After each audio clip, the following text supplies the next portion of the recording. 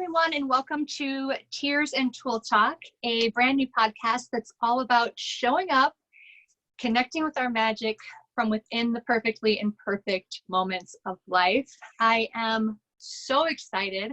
Today, I am introducing Arielle Estoria. She is one of our most amazing Tears Tulle participants. She wore the skirt a couple of months back, and I am crazy excited to get to chat with her a little bit today about her experience with the skirt and what's going on in her life right now. Hello. Hello, how are you? Good, how are you? I'm doing, it's like it depends on the day. Absolutely. Yeah. Could you tell listeners a little bit more about yourself? Yeah. I am a spoken word poet mostly. So what I do is I write poetry and I say it out loud. That's like kind of the huge part of my job. It's hard to convey spoken word sometimes through Instagram. And so through that world, I've become more of like a social media storyteller through products and brands and companies and things like that. So I've narrowed it down to poet, speaker, and creative. So there's like a few drop downs in those things, but that's the gist of what I do and who I am.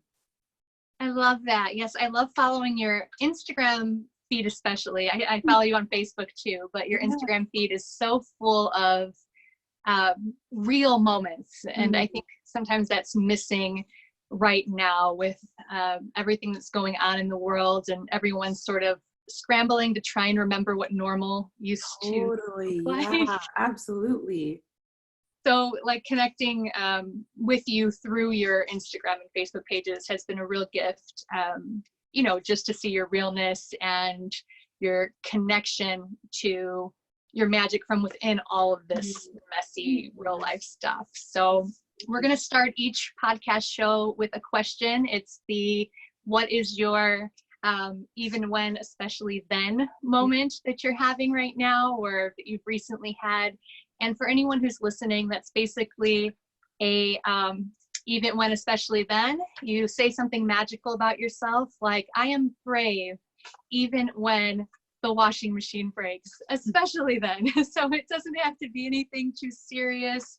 It's just something to sort of highlight what Tears Tulle moment you might be going through right now and set the stage for the podcast to be a place where people can be open and celebrate who they are from within the messy stuff.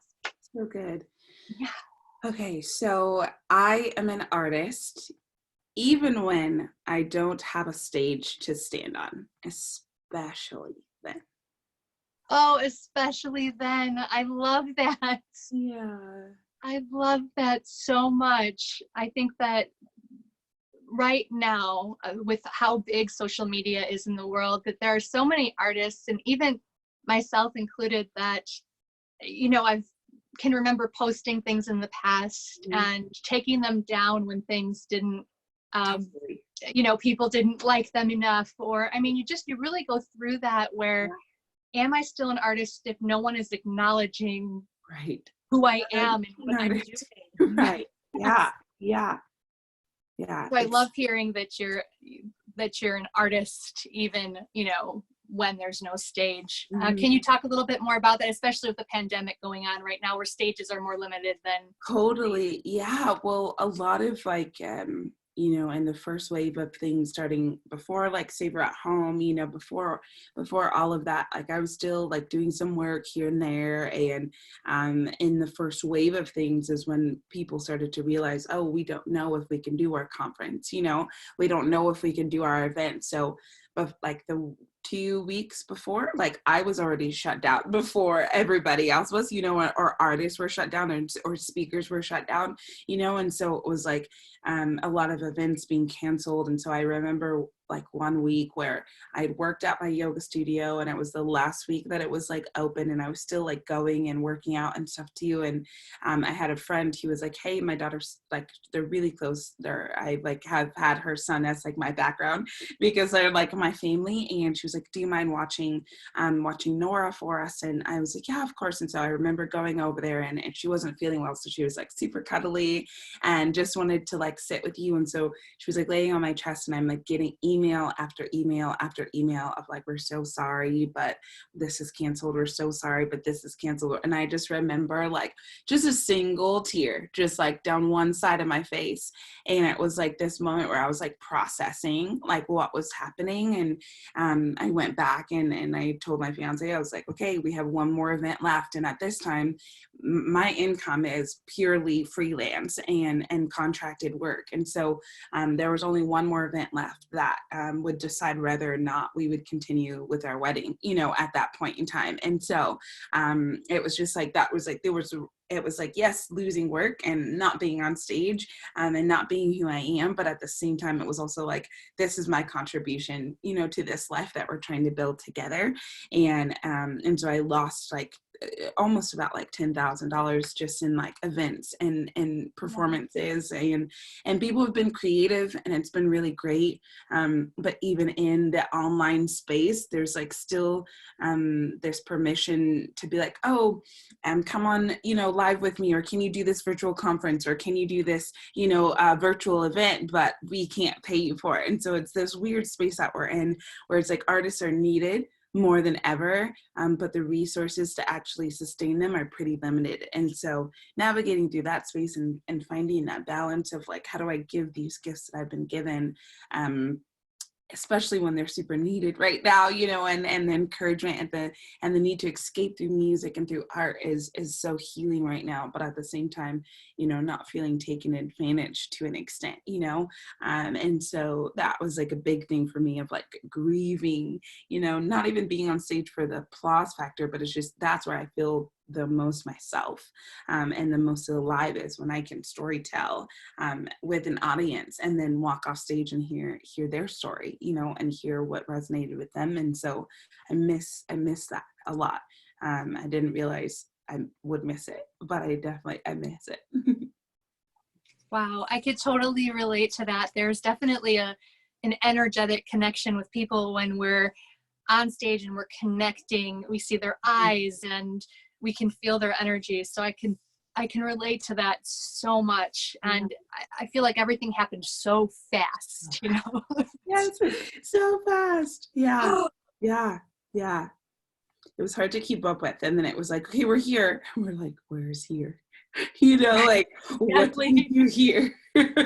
How long will we be here? You know, and we're still here, you know? And so it's taking some navigating, but definitely pushes your creativity for sure. Absolutely. A little like the Twilight Zone, but yes, we are learning to navigate a little bit better. Yeah.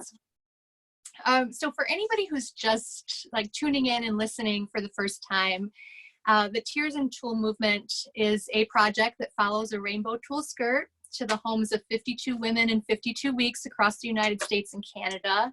And each woman is asked to pair that rainbow tulle skirt with something black to represent how she can show up in the world from within her chaos, struggle, hard times, and still connect with her color and magic.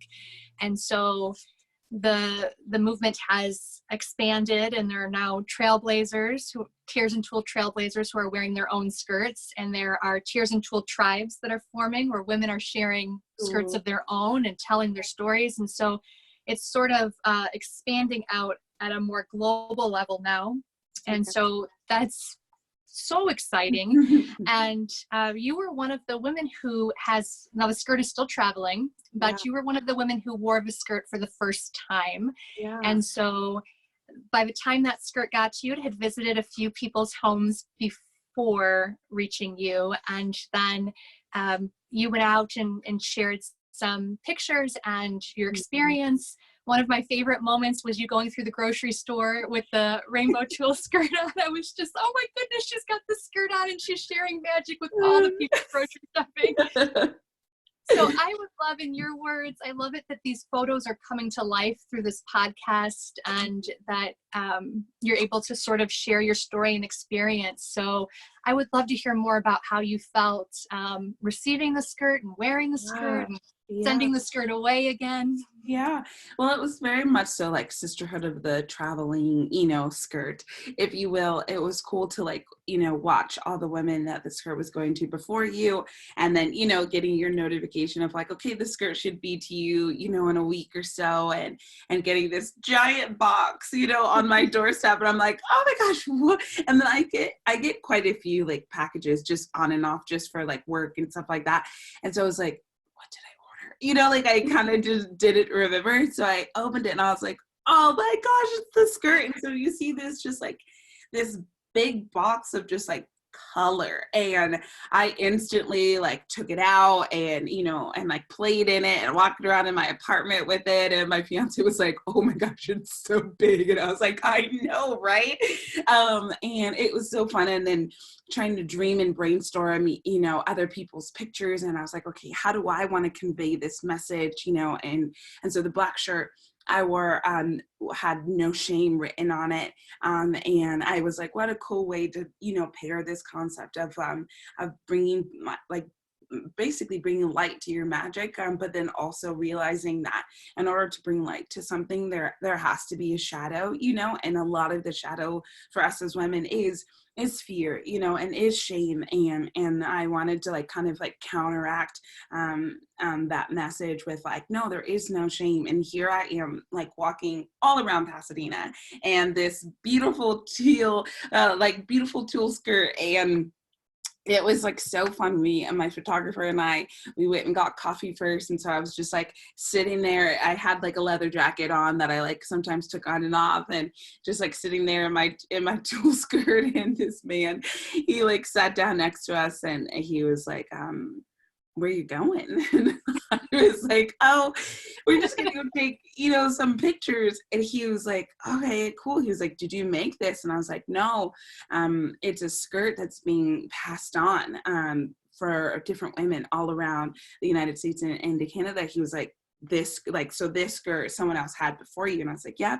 And so I gave him the Instagram, and he like found himself like looking it up, and he was like, that's really cool. And then he started giving me ideas of where to shoot the photos. Again, it was so sweet. It was so sweet. And so it was like cool because it was like people couldn't help but say something about it. And I think that's such a cool testament to like when a woman does shine her brightest, when a woman does step into fully who she is and fully into embracing her magic, people can't help but say something about it. And sometimes those some things are positive, and sometimes those some things are negative, you know, like who is she? How dare she? Who does she think she is? And it's exactly who she says she is, you know. It's the audacity that she dares to walk in. And so it was like a cool moment to like walk around, and we went around like Pasadena, and we ended up having to shoot somewhere different. But I was just like, let's just drive around and like see what sticks out to me, because I love Pasadena. I'm like, there's always something beautiful here. And so it was really fun. And it was fun to like work with the photographer, and we had like the confetti and stuff, and then picking that up after was super fun. And so yeah, it was a cool experience. And then to be able to go back home and then like take it off and put it back in the bag, put it back in the box, and kind of pass on that magical moment was like super sweet. And it was really fun to be in a chain reaction of something that beautiful and something that hopeful. And so it was a really neat experience. It was really neat. Some of the other women said that they could feel the energy. People were messaging, so like I could feel the love and the energy and the belonging that did you have a feeling like could you feel the energy coming from that skirt? Before she left a note in there, and she was like, I hope you feel as beautiful as I did in this. And I was like, so that was already like a little bit emotional moment where I was just like, oh man. And I did, you know, like I felt like I mean, you're walking around and it's like, not only is it beautiful and bright, but it takes up physical space. And there was something about that was like, gave me then the permission to also take up physical space, you know? So I'm like walking around, you know, the grocery store and walking around, cause we were trying to find, I think, glitter, walking around the store and walking around the coffee shop and getting in my car was like super fun, but it was like the skirt, I took up space and then gave me permission to take up space. And so kind of taking all of that and then like hoping to pass that along, you know, to the next person. But I definitely like, and I think she watched it. So I was like, it smelled like her home, you know? So there was something so intimate about the process too, the passing along. It made it, you know, like when we pass each other and we're like, oh, hey, hi, good to know, you know, bye, you know, but there was something so intentional about like, hey, how are you? I have something for you, you know, and I hope it reminds you of who you are. And then you like, they leave, you know, and you're just like, who was that angel? Like it kind of feels a lot like that. Yeah. I love that. Yes. So many of the stories that were coming through were about that sharing and how we're moving so fast right now that we don't often stop to really pay attention as much as I'd like to anyway, to really take those pauses. So thank you for sharing your experience with the skirt. That's amazing. So I've been on your Instagram page like always and on your Facebook page checking things out. And I noticed a little quote that you had posted, and I'm going to read it. It says, "Know that you can hold all the grief, all the sadness and confusion, and it will not make a home out of you. You will cocoon this uncertainty and come out wings stretched, glowing, and renewed." And I read that and I thought, oh my gosh, we're in the middle of a pandemic and it would be so easy to cocoon and not emerge from that cocoon, even, you know, on different levels of just sort of going inward. And so I would love for you to talk a little bit about, you know, that little quote and what it means to you and what you're hoping people might learn from it. Totally. I think for me, I definitely am a person who tends to like always find the silver lining, always find the light in things, always find the positivity, because I know that when I go to the other end of things, I'll stay there for a while. You know, I feel everything always deeply. And so I tend to want to stay on the positive side of things, just because I really don't want to have to grapple with the grit and in the work that comes with dealing with grief and sadness and uncertainty. And so in this wave of being in a pandemic, I've had, you know, my weeks where I've been great and I worked out and I feel positive and I, you know, and I go on walks and I read and I write. And I'm like, no, it's okay. This is a good space. This is a space where we learn and where we grow. And then there are weeks where it's like, or days, you know, where I'm like, no, this sucks. You know, I don't want to be here. I'm uncomfortable.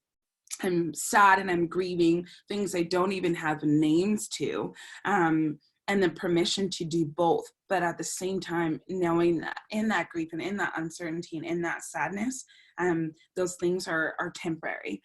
Those things are guests in our homes. You know, they don't live there and they don't get to unpack a bag.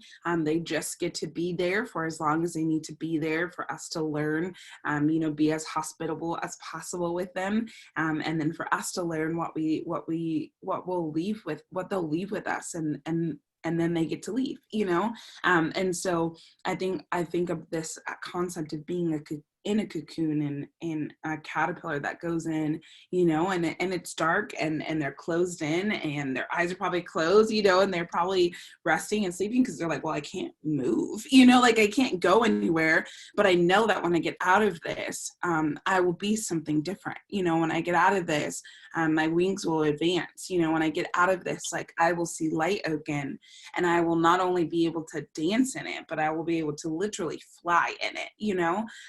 And so this concept of us being in this space where we're indoors, you know, and we're like, what do we do here? We might as well sleep, you know, we might as well read, we might as well create, but knowing that we will come out of it dancing in the light, but also being able to fly in the light. And so that's kind of where that came from, and just learning a lot about like grief and things like that in my own space of being sad about certain things. And I'm like, it's okay. You can be those things, but know that something beautiful will come out of this. And that's where I keep my like twinge of light and my twinge of possibility and in positivity. Oh, I love that. I love that so much, because I think so many people right now are feeling like they should be something. And you mentioning, you know, the things that there aren't even names to yet. Right. It's so important to, I think, remember that we're all going through this together. And this is what Tears Tulle is all about. You know, I'm listening to, I think I hear my dog barking a couple rooms away, and I'm thinking, oh, that's going to pick up on the sound. And that's Tears Tulle. That's showing up, connecting with you, even though the world is happening all around us right now. Absolutely. So I have a question for you. I'm wondering who you might feel inspired by. And I'm also wondering what you wanted to be when you were a little girl, and if that has happened in your present life now, or just a little bit about those two things. Yeah, I'm inspired by so many right now. I just finished reading Glennon Doyle's book Untamed, which was all around just magical. And so I've been really sitting with that, and I just started reading Ruthie Lindsay's that I think it's called There She Is. And that her writing in itself is really stunning and like very visual. And so those are two people. Jo Saxton, she's another author and speaker who I just like love watching in this space, what they do. You know, I'm definitely looking to like, okay, who are the people that I aspire to be? What are the things I aspire to do? And what are they doing in this space? You know, they're still releasing their books. They're still, you know, taking time for themselves. They're still showing up, you know, in the social media world with what they have to show up with. And so that kind of gives me like the same hope and encouragement to do the same. And yeah, I mean, like there's so many. Brene Brown, Elizabeth Gilbert. I have lots and lots who I just like constantly go to for like, what are they doing? You know, like how are they doing this? As a kid, my first thing I wanted to be was a teacher, actually, which I've done to an extent. I did a lot of teaching artist work. On and off for the past like 2 or 3 years. And so that's been really fun, but teaching poetry to teens and to kids who are incarcerated or rehabbing from drugs and alcohol. And so that was like a really fun thing. I loved doing that. But then I also had this alter ego as a kid. Her name was Erica Wallace, and she performed on anything that was higher than the ground. And she had a feather boa and plastic purple clicky glitter heels with a pink microphone that just like had the spring in it. And she made up songs and used weird accents. And so it's funny to think of her a lot because I think I became Arielle Wallace is really what it is. And my godmom, she tells that story all the time. And I talked to her recently and she's like, it's so fun watching you because I see you and I'm like, yep, that's exactly who I thought she was going to be, you know, because I did that as a kid, you know, every family video was like me in the background, you know, like, Daddy, look at me. Hey, look at this. Hey, look at me. And it's a little toned down. I'm not like, look at me, but I'm like, here's this thing I have for you. And I hope it like sits with your heart and your soul. And if you want to talk about it, great. You know, and then I like kind of like run away. And so it's funny though, like I had always been a performer. I'd always been an artist and I'm definitely that now. So it's funny. That was like the pretend version of me. But then the things I said I wanted to do were like, oh, teacher, or actually I said I wanted to work at Starbucks when I was like a preteen. I was like very specific. And I did do that too, you know, and so I kind of have gone through all the things that I said I would want to be and think it's cool to kind of be all of them, which is pretty fun. But now I am, I think, the epitome of what I envisioned as Arielle Wallace, which is super funny. Wow. Oh my gosh, this just made my day. Like this Arielle Wallace, I love her. I think that's amazing. Thank you. I do a workshop with mostly women, but it's about messages to our younger self. So what would you say to Erica Wallace today? Like, what would you say to her if you were face to face your present self with Erica? Oh my gosh. I would tell her thank you. I would say thank you for having the audacity to exist when I was so afraid of what you could be. I would tell her to keep singing, keep shining, and I would probably tell her thank you again. That little like imagination, that little space of being exactly who I was, without asking permission to. Whether I realize it or not, I think it's part of the reason of why I am who I am today, and why I do what I do.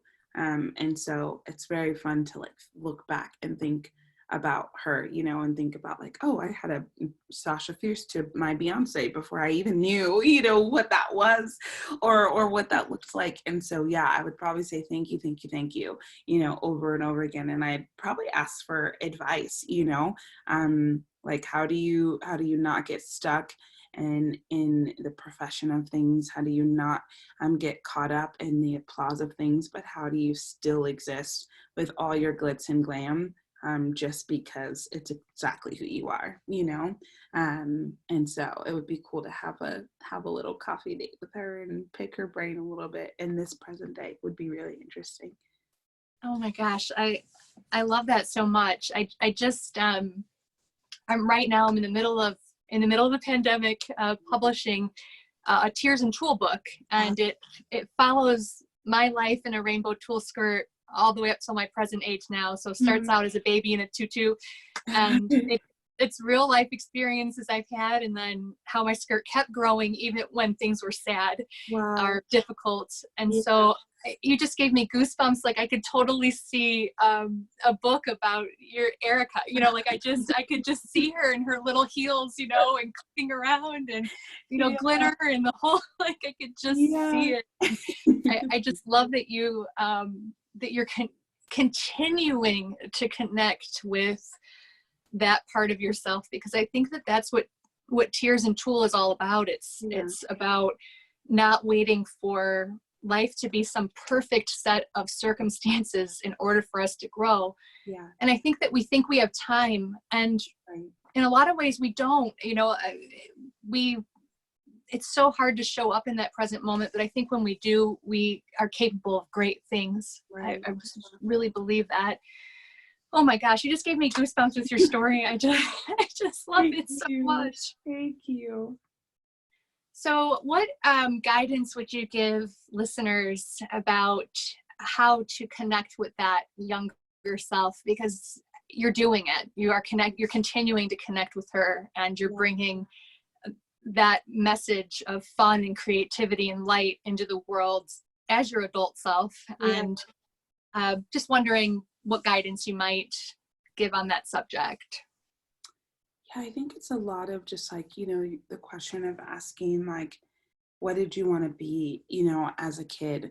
And then I think the second follow-up question would be, okay, now what made you believe that you couldn't still do that?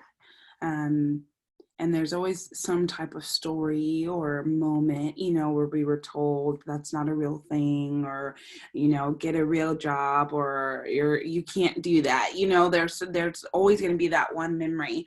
And I think going back to that memory, and that was one ending. You know, I've been really interested about the choose your own ending concept in books and stories. And so I was like, you know, that was one ending.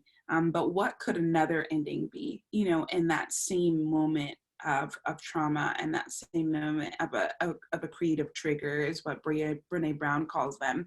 And how could the story have been different? And then where would you be if that story were different? You know, who would you be if that story were different? And think about the things that made you light up as a kid. You know, was it climbing trees? Was it, you know, playing outside? Was it, you know, being inside and creating personalities with your Barbies or whatever, you know, whatever it was, you know, what was the thing that brought you the most joy then?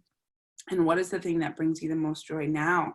And is there a way to marry the two? You know, because usually there is, and it's a very small thread of like, as a kid, I loved being on any type of stage. You know, I loved making songs and creating things, and I am the same way. You know, I feel the most alive when I create things. I feel the most alive when I am on stage, when I am connecting with people. And so, marrying those two conversations, and so I think kind of just like going a play by play backwards with yourself, and asking the same questions to both selves of who were you then, who told you that you couldn't be that, and then how does that relate to who you are now? Yeah, I can totally relate with that. I think a lot of the time we are letting other people project their fears onto us, and we're believing what we're hearing in a way. Oh, well, maybe I can't do that. And I think that when we do connect with our younger self, we're doing hard work. It might not seem like it at the time, but I think it's one of the most important steps we could make to growing our color out into the world. Absolutely. For sure. Yeah, absolutely. So where can listeners find you? Like, where are you in the world? How can they connect with you? I'm curious about that. Instagram is the biggest one. I respond to DMs like they are text messages. So Arielle Estoria on Instagram is the best outlet. I'm on Facebook as well. I have music and poetry on iTunes and Spotify, so you can listen to some albums on there. And then I have 2 books of poetry on Amazon. One is under Arielle Estoria. The other one is not, because I don't advertise it a ton. So that one is called Vagabonds and Zealots. And then Write Bloody and Spill Pretty is the second one. And I'm like working on some more like singles and things like that. So following me on iTunes, following me on Spotify is a great route to go. But Instagram is my main source. And then website, Twitter, I'm all over, but Instagram is like the hub for everything. Awesome. Yeah, that's where I'm enjoying following you the most. It's just easy. They're super colorful graphics. I love the wedding gown photos that you've been posting lately. They're pure magic. So thank you so much for joining us. I can't believe it's already been a half an hour and we're just like chatting with an old girlfriend. And I love it. I appreciate you taking time out of your day and during a pandemic to connect and give a voice to the woman in the dress by the or in the skirt by the bridge, and letting our listeners get to know you a little bit better. It's super special.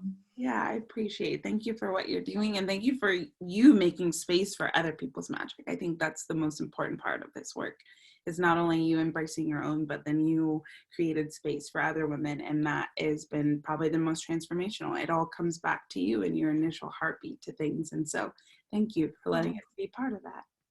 Thank you. I'm learning to accept compliments better these days. It's one of my, thank you. My heart is thankful for your gratitude. Thank you. All right. Well, we will see you online.